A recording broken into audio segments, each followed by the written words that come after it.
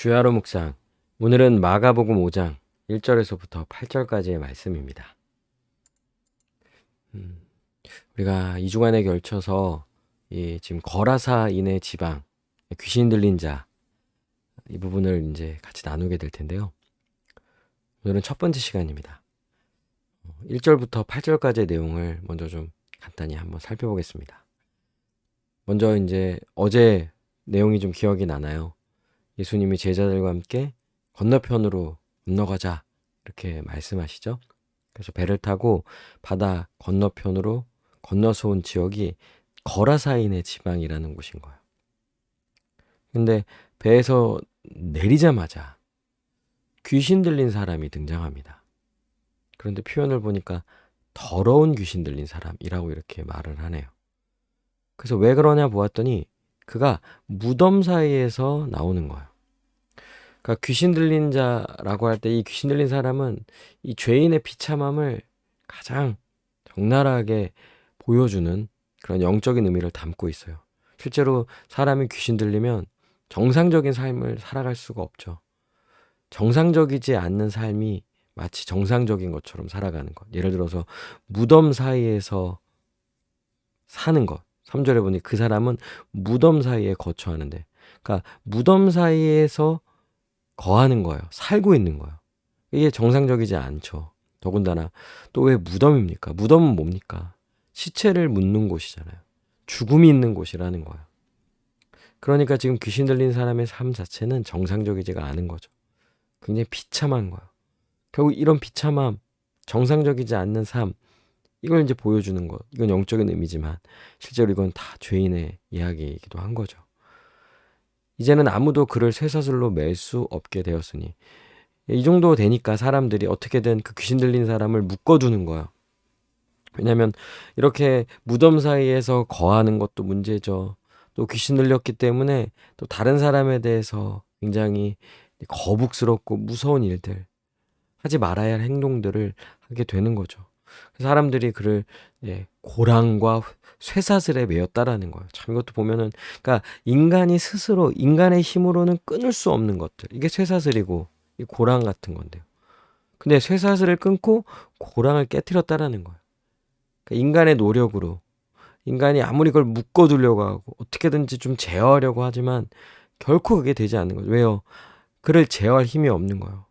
귀신이 훨씬 더 압도적으로 강한 힘을 가지고, 사람들은 어떻게 귀신을 다스려 보려고 하고 좀 이렇게 제어해 보려고 하지만 이게 마음처럼 되지 않는 거죠. 그래서 인간이 하는 모든 것이 다 헛되고 귀신 들린 사람을 어떻게 할 방도가 없는 거예요.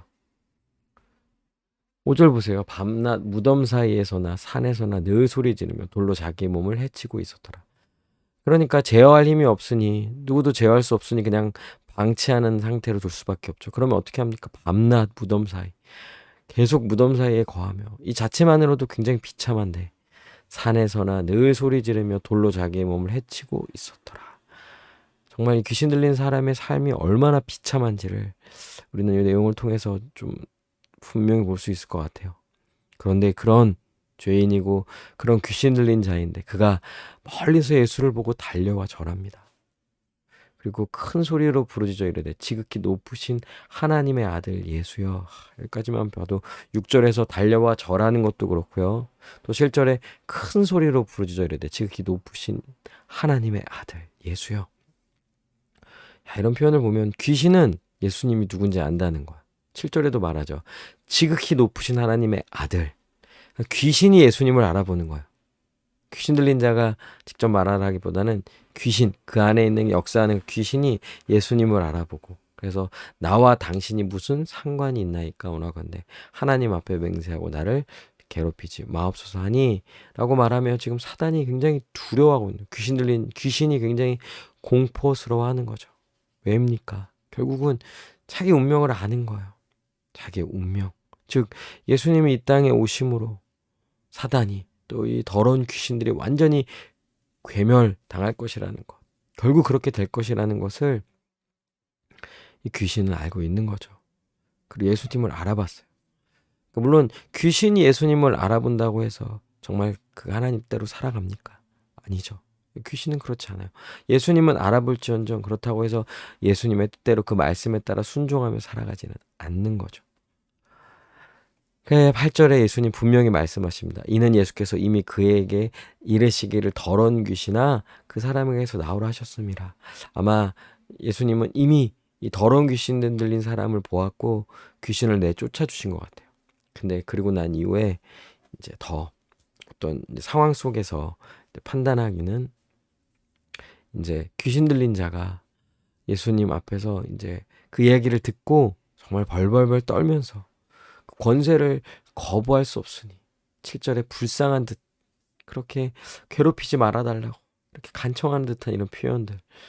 그러니까 정말 예수님의 힘은 권세는 압도적인 거라는 거. 인간은 결코 제어할 수 없는 그것을 예수님은 정말 압도적인 힘과 권세를 가지고 완전히 귀신을 제압하고 악을 제압하는 이런 메시아로서 그리스도의 모습을 아주 잘 보여주는 거죠. 그러니까 이와 같은 일들은 오직 예수님만 하실 수 있는 일인 거예요. 그러기 예수님만이 우리의 구원자이시죠. 예수님만이 죄와 사망의 권세에 사로잡혀 있는 죄인들을 우리들을 구원하실 수 있는 거예요.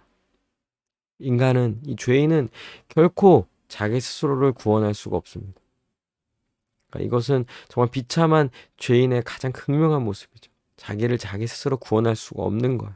그러니 우리가 구할 수 있는 것, 이 죄인이 구할 수 있는 것은 오직 은혜인 거죠. 은혜. 그런데 감사하게도 하나님께서 우리에게 놀라운 은혜를 베풀어 주셔서 우리를 구원하셨고 죄와 사망의 권세에서 벗어나 이제는 의와 생명과 하나님의 권세 아래의 모든 것들을 다스림 받으며 우리를 진정 자유케 하시고 이 자유를 누리는 삶으로 우리를 살아가도록 인도해 주시는 거죠. 얼마나 감사합니까? 예수님만이 하실 수 있는 그 일, 그것이 우리에게 적용되어진 거죠. 예수님 우리를 구원하여 주셨어요. 그러니 여러분, 세상에서 사단은 큰 권세를 갖고 있는 것 같아요. 뭔가 대단한 힘을 갖고 있는 것 같아요. 실제로 엄청난 역사를 일으키죠. 죄와 사망의 권세는 이 세상에서 강력하게 역사합니다. 어느 죄인도 이것을 스스로의 힘으로 극복하거나 벗어날 수가 없는 거예요. 스스로의 힘으로는 결코 이길 수 없죠. 그러나 예수님의 권세는 사단의 권세를 압도합니다. 그러니 아무리 인간의 눈으로 보기엔 사단의 권세가 대단해 보일지라도 그 사단의 권세를 압도하는 예수님의 권세가 있죠. 그 권세 아래 있는 자는 진정한 자유를 얻고 완전한 새로운 삶을 살게 되는 거예요. 그러니 여러분, 자기의 처지 연약함, 또 세상의 악함, 또 여러 가지 상황들 이런 거 가지고 할 수 있다 없다를 판단하거나 평가하는 건 진짜 잘못하는 거예요. 그건 예수님의 권세를, 예수님의 능력을, 지혜를 믿지 못한다라는 거죠. 그러니 어떻게 합니까? 이런 거 핑계 대지 말고 현실이 만만치 않다라는 거 알아요. 쉽지 않아요. 그 이겨내는 건 우리로서는 어떤 면에서는 불가능해 보이기도 한 거죠. 그러나 예수 그리스도를 통하여 우리는 이 압도적인 권세를 가진 예수님으로 인하여 죄와 싸우고요. 어둠을 물리치고요. 이 세상에서도 죄와 싸우며 사망을 이기며 하나님의 뜻을 이루며 의를 이루며 살아갈 수 있음을 믿습니다. 그렇게 여러분 예수님을 의지하여 사단과 싸우고 죄와 싸우며 나아가는 우리 모두가 되기를 바랍니다. 그럼 반드시 승리하게 될 거예요. 이 시간 함께 기도합시다. 예수님의 권세 아래 있음을 믿고 세상을 두려워하지 말고 사단을 이기고 죄와 싸우며 담대히 살아가게 해달라고 이 시간 함께 기도하시겠습니다.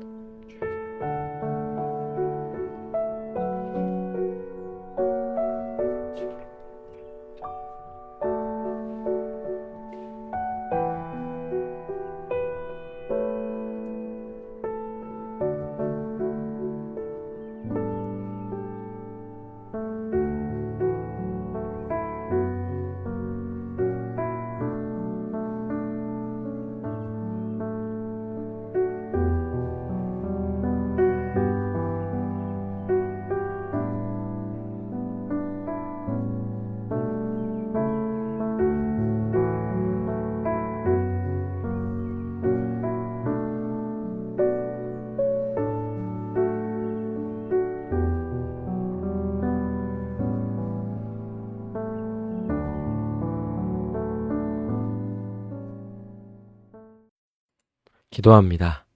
예수님의 권세 아래 있음을 믿고 예수님의 돌보심, 인도하심, 우리를 온전케 하셨음을 믿고 오직 예수님을 의지하여 담대히 살아가는, 죄와 싸워 이기며 나아가는 우리 모두가 되게 하여 주시옵소서.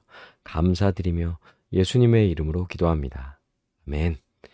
오늘도 주님 안에서 승리하는 복된 하루 되시길 바랍니다.